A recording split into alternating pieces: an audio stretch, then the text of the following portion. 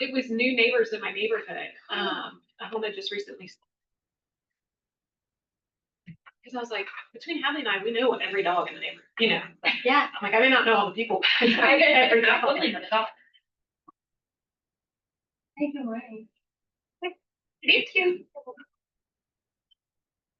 Well, good morning. So this is, it's kind of funny to be teaching it like mid-August because it's the GAR forms. But you guys work with them all the time, and it's always good to have a refresher. So this slideshow kind of incorporates the 2025 changes and the mid-year changes. It's like 60-something slides, so it's a lot. I'll go through it kind of quickly. If you have any questions, just let me know. If there's something that like you have run into while using these forms. And then always feedback to take to the forms committee. If you have anything that you hate, that you love, take it to them. It's a bit, the GAR forms really, if you've never and you can sit in on Zoom and like watch the forms committee meetings. Everyone on that committee really genuinely tries to make these forms as user friendly as possible. Sometimes getting all of those people to agree is like not the easiest thing, because you have closing attorneys who see one side of it, and then brokers who see one side of it, and then the agents that are out there using them that see the other side of it. So it's trying to get everyone in line from a legally sound standpoint to it functions well, to it's easy to interpret for people who have never even read these forms before. Because when you think about it, this is like the most important contract most people will ever sign in their lives. And I'd say, I mean, you probably know the statistics more than I do. What, 80% of people don't even read it, which is just baffling to me. So we try to make it where the things that they need to see stick out. So the brochures, they changed a little bit. This was a mid-year change. Protect yourself when selling real property. The new section is for brokers' compensation for professional services. And then the same thing on protect yourself when buying a home. Everything has been changed, as you guys know, from commission to compensation. All right, so this is just says brokers' compensation for professional services. A broker's compensation in Georgia and who pays it is always negotiable. They were trying to explain where this whole change from commission to compensation and everything came from, and kind of incorporate the NAR settlement. So such compensation can be paid by the seller, the buyer, or both. Some buyers will ask the seller to pay the compensation the buyer owes to the buyer's broker. They may do this for a couple of reasons. First, the buyer is getting a VA loan, and the buyer may not be permitted under the law or under the loan program to pay the buyer's broker's compensation. Others, particularly first-time home buyers, may not be able to afford to pay the buyer's broker's compensation if it's not included in the buyer's mortgage loan. When a buyer asks the seller to pay the compensation owed by the buyer to the buyer's broker, the buyer is effectively making the compensation part of the sales price for the property, because most sellers will focus on their net proceeds after the broker's compensation is paid. When the seller is not initially offering to pay the buyer's broker's compensation and the buyer wants the seller to pay this obligation, the buyer will usually include a special stipulation to that effect in their offer to purchase the property. If permitted by the buyer's lender, the buyer can also request the seller to make a monetary contribution at closing for the GAR purchase and sale agreement, which can then be used for the buyer to pay, among other things, compensation owed to the buyer's broker. So if you've got people who are really savvy or questioning compensation and commission and all that, these are in the brochures. It's that's the best explanation you could possibly think of. And I like that it touches on if your seller is just doing seller contribution at closing, that can be used to pay buyer's commission. So, because some sellers are adamant, I'm not paying the buyer's contribution, commission. I don't know where that comes from, but if they are, and then they agree to $10,000 in seller pay contribution, it's not seller pay closing costs anymore. It's just seller contribution at closing. That can be used for commission. So they need to be aware of that, so that it's not like sticker shock when they see the settlement statement. But that sets everybody up for success, either between asking the sellers to pay the buyer's broker compensation or asking the sellers to make a contribution at closing, which can be used by the buyers to make that. The exclusive seller brokerage agreement. In 2025, they just broke it up into multiple paragraphs, no information just removed, just reorganized. And then the mid-year change was they added the paragraph on delayed marketing. And I like this. So delayed marketing, the seller understands and acknowledges that if the seller is delaying the public marketing of the property, seller may not maximize the number of offers seller receives or the price offered by to buy the property. Seller is nevertheless knowingly makes this potential, or sorry, I can't read sideways, waives the potential benefit of immediate public marketing. As someone who's not in the game on the listing end, I don't really get the delayed marketing and coming soon and all that. But obviously there's a need for it and a use for it because people do it all the time. But this is just basically disclosing to the seller, like if you delay marketing, then you may not get the highest and best offer. You may not get, the highest sales price. I do think sometimes the delayed marketing is used a little, I don't want to say like in a negative way, but to me, the only thing that makes sense for an agent wanting to delay marketing is that they want to find the buyer and be on both sides of the transaction. I don't know if that's really the case, or they want to keep it within their brokerage, or be a little more picky on the buyers. But anyway, there's a disclosure now. They're waiving any negative effects that may have in delayed marketing if they choose to do that. And another mid-year change, so limits on brokers' authority and responsibility. They modified the language and made bold in all caps during and after the termination of this agreement. And so I think there was a case, I have to go to one of David and Henry's case law, little clinic things, but where they said, well, sure, there was a limit on liability while we were under this agreement, but once it was over, then there's not. So it's the termination of the agreement it's during and after the termination. They added 2 new subsections the mid-year. So, and I like these, but the broker shall have no liability for providing information that later turns out to be incorrect or false, provided that the broker did not have actual knowledge that the information was false and discloses to the seller the source of the information. This limitation of liability shall survive the termination of this agreement. If you've ever been in one of my long, 3-hour contract classes, I am a stickler for always being the source of the source. So if you're giving information, you want to not be the source of the information. You want to be the source of the source. So according to the termite inspector, this. According to the home inspection, this. According to the insurance claim, this. You always want to give the source of your information so that you're the source of the source, not the source of the actual factual information. So that really protects you along with this, as long as you don't have actual knowledge that what the information you're giving is false, and you disclose the source of the information. So just keep the source of the source is always just in the back of your mind. Another mid-year change, so the broker's authority and responsibility language was modified to match the F501, and then the limitation on liability shall survive the termination of the agreement. Same changes. Agreement to work with buyer as a customer, they made the same changes. So it's just slightly different language because it's for a buyer, not listing. And then purchase and sale agreement. So in 2025, the warranty, they added language that the closing shall not terminate leases specified in the agreement. And then in the mid-year change, they added language that the seller correcting title objections. So there's the first change for this year. That's always been the case. They just added the language. So if you, I don't know when you're in your real estate course, if they did the whole buckets thing, but if you think of real estate as a bucket of warranties and of rights, you have the right to use, the right to live in, the right to sell, the right to occupy. There's all these different uses and rights with property. And when you go to sell something, you only can sell what you have. So if you own a property subject to a lease, then you can only sell a property subject to a lease. The lease doesn't automatically terminate just because you're selling it. But they just added language that solidifies that.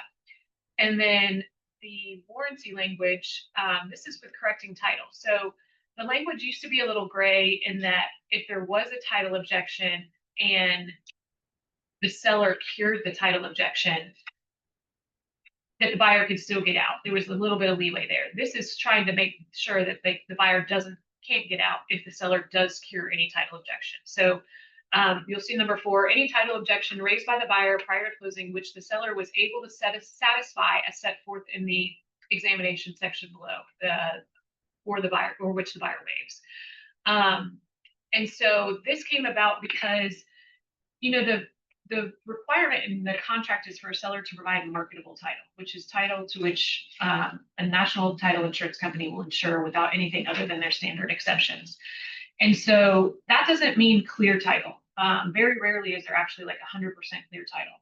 That just means that what objections are on title, we're able to get title insurance for. And so say the seller, the title exam reveals an open loan from 1982, and we're able to go back and, get a credit report, go to the last closing, see where it was paid off, but that bank is no longer in existence. There's no way we can get an actual release for that loan. So there's still a cloud on the title. That loan is still recorded, but we've got a title insurance company that says, that's okay, we trust that loan's been paid off. We're willing to insure. That's marketable title. And so if the seller's able to cure the objection with making the title marketable, the buyer can't get out, because our buyers are like, no, I don't want to purchase. There's still a cloud on the title. It doesn't matter, and they're right. The title's not clear. The title's marketable, and that's all that the seller has to provide. Buyer may terminate the contract without penalty prior to the closing if the seller cannot deliver good and marketable title. I just went through all that. So which title insurance company licensed to do business in Georgia will insure at its regular rates, subject only to standard exceptions. And the standard exceptions are things like public utilities, things like that. And then, yeah, so that's exactly what we just said. There's more language. So notwithstanding anything to the contrary herein, seller shall be deemed to have satisfied buyer's title objections if seller can deliver good and marketable titles to the property. So just kind of reiterating that. Closing costs. The old section was called closing costs, seller's contribution at closing. The new title is called seller's monetary contribution towards buyer's closing costs at closing. The corresponding paragraphs in B3 also relabeled, and really all that is just for clarity's sake, so that the buyers can use that for anything that they want to use it for. Items paid by seller, the mid-year change, the fees, it was this red language, the fees and costs necessary for a seller to convey good and marketable title to the property, and costs and fees of the closing attorney to obtain, prepare, and record curative title documents, payoffs, and estoppel letters. This works hand in hand with the community association disclosure in trying to just reiterate, if there's a letter that we have to order in order to provide clear title. So I have to order an HOA letter. A lot of times those are called estoppel letters. The seller has to pay for that. It doesn't matter if they disclose it. It doesn't matter if they put it, in the transfer fees section of the CAD. If I have to pay for it, if we have to order it and pay for it prior to closing, the seller has to pay for it prior to closing. And the reason behind that is I have to have that letter in order to be able to clear title. And then for seller not attending the closing in person, that includes mailaways, powers of attorney, anything like that, split closings if the seller doesn't want to come close with the buyer, and then fees to handle and deliver the seller's payoffs and proceeds. So like wire fees, overnight fees, things like that. Brokerage relationships in this transaction. The mid-year change was compensation of brokers paragraph completely reworded. And this just matches the compensation changes throughout all of the forms. So instead of commission, it's all compensation. And they go into a little bit of who has the obligation to pay it. It can be split, can be paid partially by buyer, partially by seller. Everything goes to make sure that the compensation is paid in full.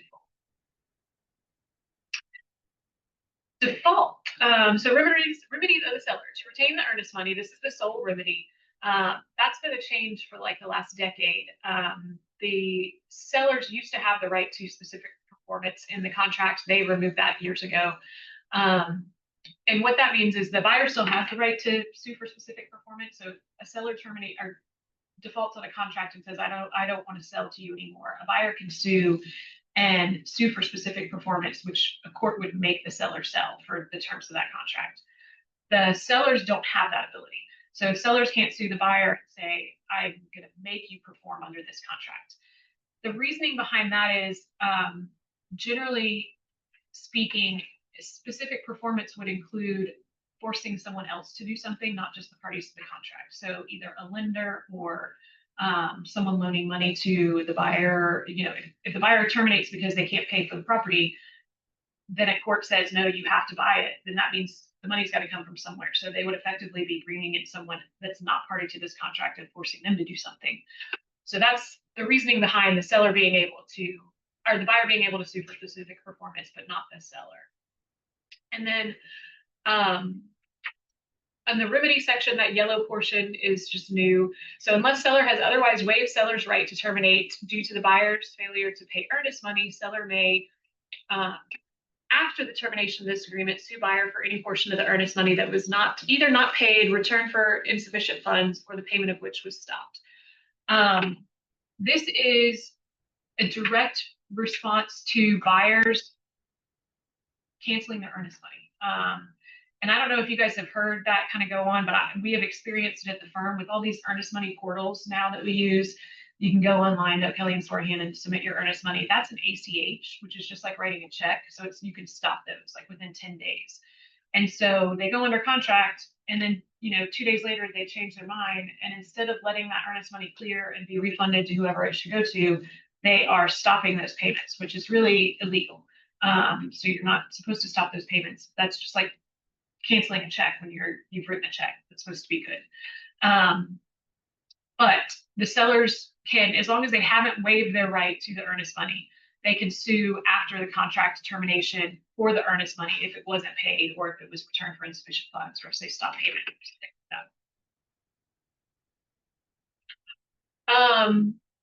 Rights of the broker, they've just kind of fluffed this section up a little bit. So the mid-year change was adding this yellow language. The brokers involved in the transaction shall be express third-party beneficiaries to this agreement and shall have the right to enforce all provisions of the agreement that benefit them, afford them rights and defenses, and shall have remedies in law or equity in the event of a breach of this agreement. So each party involved, they, kind of reiterate that so that one broker can and one broker can't go after the commission. That's fine.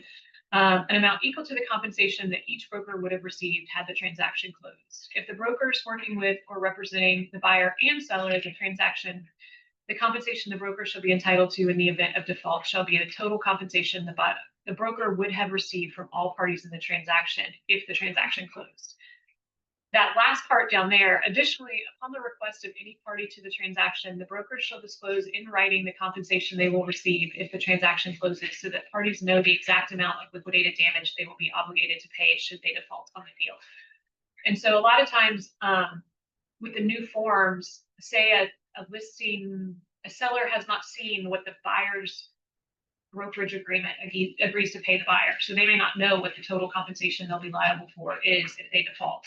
So if they request any party to the transaction, the brokers have to disclose in writing the full compensation that they're going to receive, not just what that party requesting it is going to be paying, so that they know what they would be liable for if they defaulted.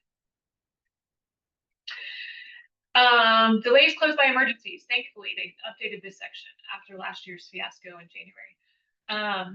So if at any point after the binding agreement date, the governor of Georgia declares a state of emergency for the county in which the property is located, all unexpired deadlines shall be increased by the amount of days of the emergency. So this happened the beginning of 2024 when the governor declared a state of emergency for the entire state. It didn't have the language that was limiting unexpired deadlines. So it was like it said all deadlines shall extend for the amount of time. And it ended up being like 3 months. Most of the properties in Georgia were not affected in the slightest. It was like Savannah only. So only unexpired deadlines extend. And They are extended for the number of days the emergency exists in that county, but not more than 8 days. So it's no more of this like extending forever. And then no deadlines shall be extended if the agreement becomes binding during a state of emergency. So if you go in under contract and the state of emergency already exists, then this doesn't apply to you anymore. You're doing that willingly. Major change, they added language to paragraph C to the entire agreement, modification and assignment, except for any pre-showing compensation agreement or other separate agreement for the payment of broker's compensation that is not paid part of or amended by this agreement. So it's just addressing that there could have been some pre-showing compensation. All right, rules for interpreting the agreement. In 2025, in general, they added 3 new subsections that are right there. And then the mid-year change, they removed subsection 4 and added language to the new subsection 4 and 5. So the not going into the financing contingencies too in depth. This first one deals with really financing contingencies. So notwithstanding the above, the amendatory clause in the FHA or VA exhibit shall control over any inconsistencies or provisions contained elsewhere in the agreement. Buyer and seller acknowledge and agree that the agreement to seek amendment to purchase price prior to termination section of the FHA and VA exhibit does not conflict and is not inconsistent with the amendatory clause. So there used to not be that agreement to seek a reduced purchase price prior to termination. Now there's an actual obligation to do that. So if your VA or FHA appraisal comes in low, you can't just terminate immediately. You have to seek the reduction in sales price. So that's just putting that into the purchase and sale agreement as well, not just in the financing contingencies. The rest of that is kind of just nothing new there. All right, the lot purchase and sale agreement, land purchase and sale agreement, and new construction purchase and sale agreement, option purchase and sale agreement, all of the same universal changes that we just went over in the F201 made it into there. So as far as interpreting the agreement, the broker's compensation, all those kind of things, staying compensation instead of commission. All right, financing contingencies. They changed all uses of the word sales price to purchase price. And they'd kind of done that halfway in 2025. And so they just carried it all the way through. And then new section in 2025, special approval if property is in a condominium or subject to a master insurance policy. And then in the mid-year change, they just modified that new language. So you have probably heard a lot of chatter about this, but essentially they wanted to make it to where if a property is in a condominium and subject to a master insurance policy and the lender doesn't approve of that insurance policy, the buyer can get out without losing their earnest money. And that goes all the way up until closing. So if you're working with condominiums or showing condominiums, just be aware of that. It is a big issue. Like they wouldn't have had to make changes to the form so frequently if it wasn't. How do we know? Because this is one of the things I'm really trying to figure out because I've got two. What do you mean? How do you? I mean, How do they the insurance? Like, does the management company disclose it, or do we ask for proof of insurance? You ask for the master policy, and the lender has to review it. Okay. And they should be able to provide that like really quickly. Okay. So whenever you get a condo listing, you should just ask for it. Okay, thank you. And it's a lot of times the deductible that's the issue. So they've had a big claim, like a water claim, and the deductible went up more than 5% of, I forget 5% of what, but if those deductibles are too high, then they're not approved for FHA, which is huge. So maybe that's fine. Okay, good to know. Thank you. Key differences, they added the failure of project approval being a cause of the loan not being made, and letter provided at any time up through the closing, not later than the time of closing or within 7 days of the termination of the agreement by the buyer, provided that the notice of termination is given prior to the closing. So that just gives the buyer a little bit of time to provide the letter from the lender stating that the policy didn't meet their terms. Community association disclosure. If you Ashley's class, there's literally an hour-long class on this one form tomorrow. I think it's tomorrow. I need to put it back on the Facebook page again, but the Zoom code was there yesterday. Sellers must fill this out accurately and completely and confirm the information with the community association manager. The mid-year change was that they adjusted the language and directions for filling out this community association paragraph. So the old paragraph, essentially the first two sentences are exactly the same, but what they're changing is if the seller learns of any changes. So it says that, and I'm reading the new one. The seller shall provide the buyer with a revised copy of this disclosure up until closing if they learn of any new information. Notwithstanding seller's duty to update this disclosure, seller's payment obligations pursuant to the disclosure shall be based on the seller's initial disclosure. And so excluding fees to be paid by a special assessment if that came up after they filled it out. So they just really solidified the language that, yes, there is a duty to update the CAD if you learn of new information, but the seller's payment obligations are based on the initial one that they filled out. So if they didn't include a transfer fee, they didn't include an initiation fee, they can update the disclosure all they want, but they're still paying it on behalf of the buyer. Buyer beware, buyers should do their own homework on the HOA, and that's more for use, permitted uses. The mid-year change, they adjusted the language in buyer's use disclosure. And I like the rewording one. So while this disclosure is intended to give the buyer basic information about the community in which the buyer is purchasing, buyers should read the covenants and other legal documents for the community to better understand buyer's rights and obligations therein. The buyer is advised to review what to consider when buying a property in a community association and/or what to consider when buying a property in a condominium. So the old language says, you know, it has language like the covenants can normally be amended and changing preferences and blah, blah, blah, blah, blah. Instead of trying to incorporate all that into the CAD, they're now just saying, if you're buying a property that's a condo or an HOA, go read what to consider when buying a property, because that's a lot more intense and a lot more in depth than what to expect. But this really covers things like, am I going to be able to rent? What are the rental restrictions? Can I have 4 dogs? You know what I mean? Like, make sure that the property, not only are we dealing with fees with the CAD, you want to make sure that the property is able to be used by your buyer in the way that they want to use it. The mid-year change, they just modified paragraph A1, so they split it up a little bit more into, you know, you're supposed to check all the ones that apply to your property. So mandatory, membership, age restrictions, optional voluntary associations, just more choices there to fit all the possibilities. They modified the annual assessments paragraph, thank goodness. So the old one said the total annual assessments to be paid to the above association is blank per calendar or fiscal year. And so if you had a monthly association that's $235 a month, people were having to like multiply it out and add it up, and there was just, you know, it was kind of confusing. And then after you had that big $12,000 number or whatever it was, you checked whether it was paid monthly, quarterly, semi-annually, all that. So now instead they broke it up and it just says the association dues are paid the following installments, either this per year, this per month, this per quarter, this annually. So it's just a lot clearer there. Makes more sense. Transfer initiation and administrative fees. The mid-year change just reworded the section. So you can see the old one there. To the extent transfer initiation and administrative fees are fully and accurately disclosed by the seller, buyer shall pay blank for the total of those fees. And now it just says the buyer will pay blank for transfer initiation and administrative fees. Seller will pay any fees above this amount.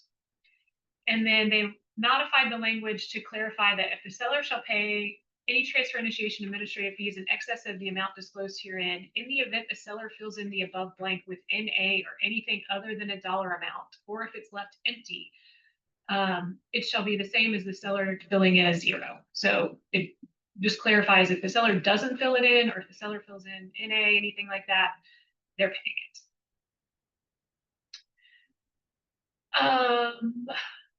Other association expenses. So this is dealing with like special assessments. And they just added language that this fee does not include association dues. So this is in addition to.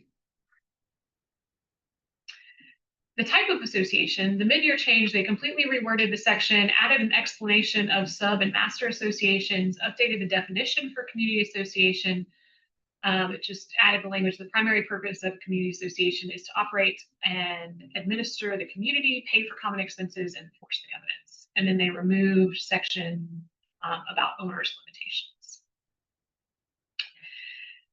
In the annual assessments portion, it just says they changed from the seller shall pay from the remainder of the year in which the property was contracted to be sold to the remainder of the year of the association's fiscal year, which may or may not be based on a calendar year. And that was just for clarity's sake for us trying to prorate at closing. A lot of associations do not use a calendar year; they use a fiscal year. Like mine starts over in May. And then again, with the letter fees, the confirmed closing letters are seller's fees, regardless of whether they are disclosed or not. Letter fees are not transfer initiation and administrative fees. They shall be paid by the seller, regardless of the amount disclosed by the seller in section 8.5 above, which is for transfer initiation fees. I just have a question about that. In general, I've noticed that on some deals, my seller has to pay it, very early and go through the portal or just whatever.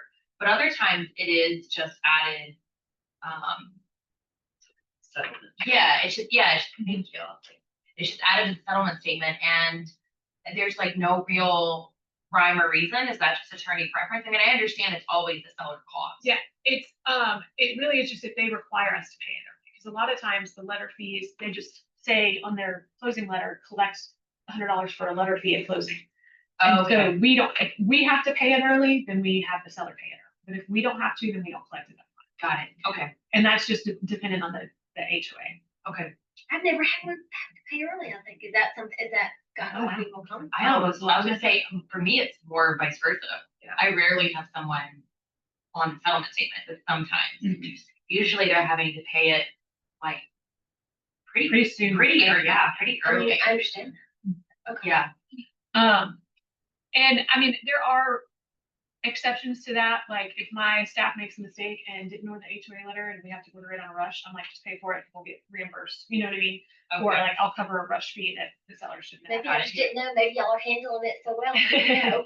Well, and as long as the sellers pay it, you would never really know. We Yeah, just send them a link. They yeah. log into their portal, Yeah. pay it, and we get the letters. And I mean, I get it. Some of them are astronomical. Yeah, I get it. mean, Yeah.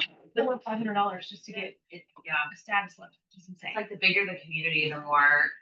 Yes. Instructions of closing attorney, everything's been updated from commission to compensation, as you guys know. The buyer's broker compensation exhibit. The 2025 change was they reworded it to only include the buyer's broker. And then the mid-year change, they retitled it from buyer's broker compensation. They updated the rest of the form to read exhibit instead of agreement.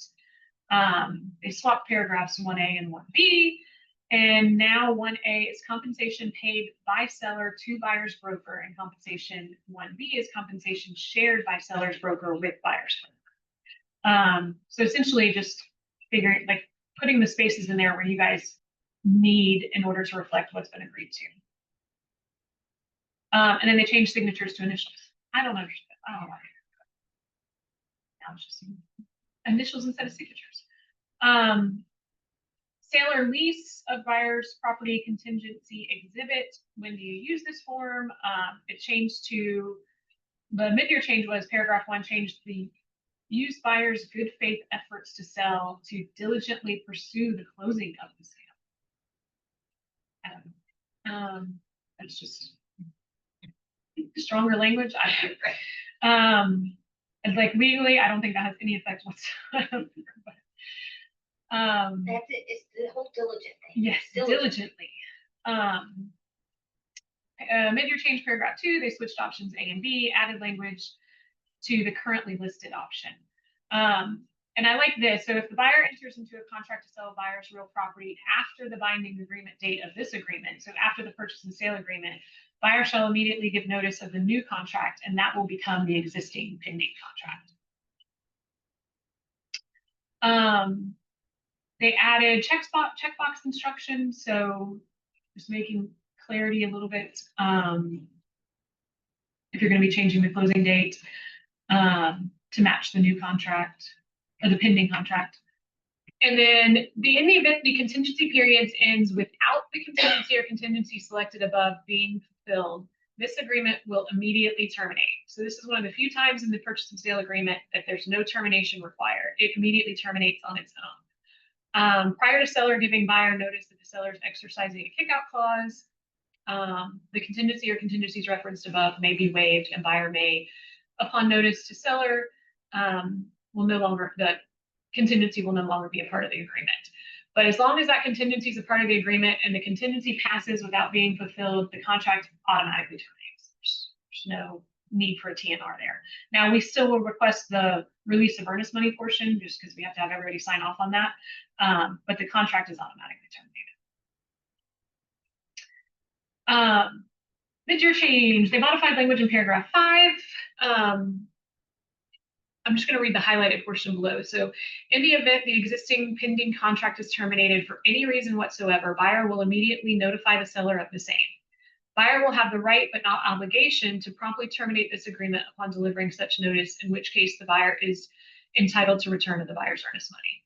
If buyer does not timely terminate the agreement, to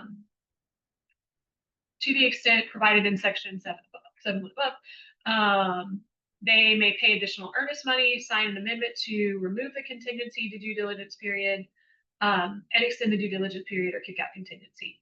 If seller does not exercise this right within 3 days of the buyer's notice that their existing pending contract has terminated, then seller's right to request an amendment on this basis will be waived. If it were me practicing, and I had a sailor lease contingency, I'd go back and reread this while I'm working through it every single time, because it is a little nuanced with the timing of who can do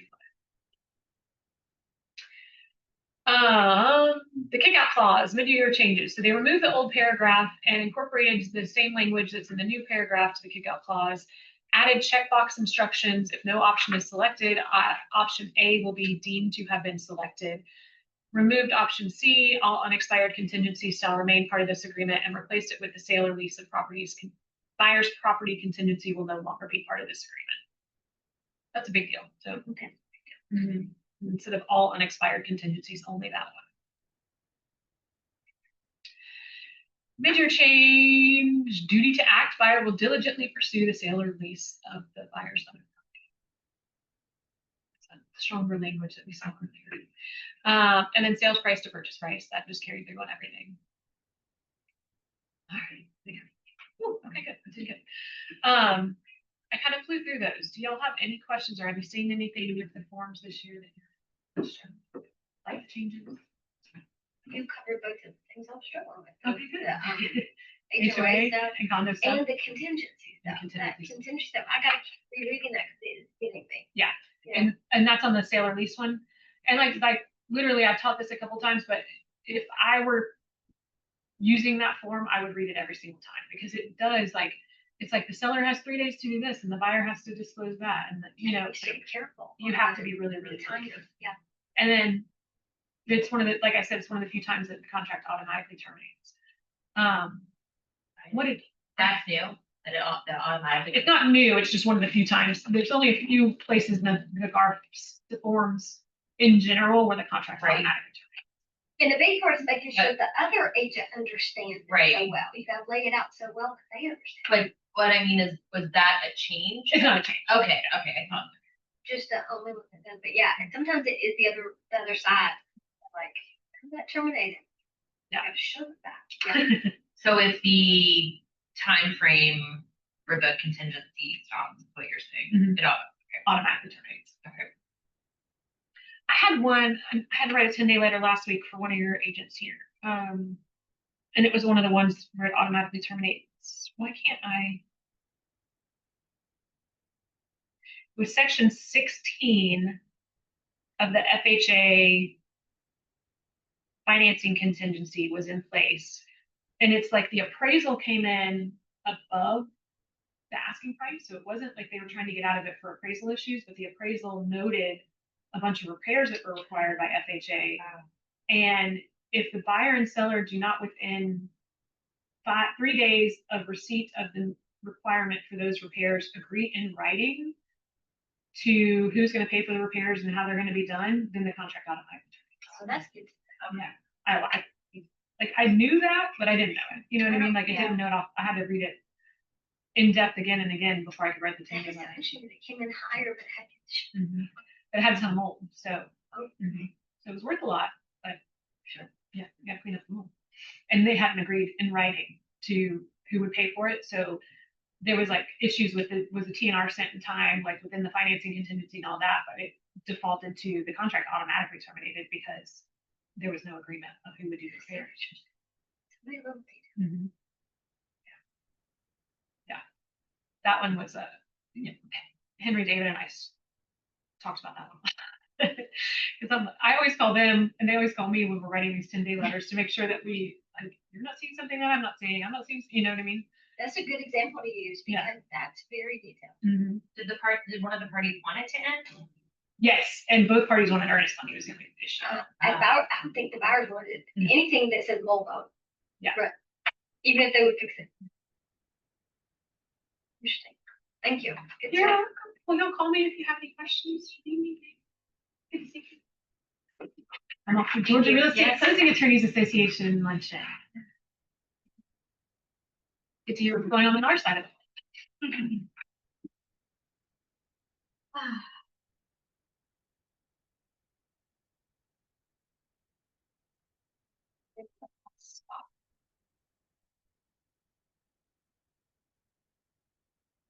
Pause.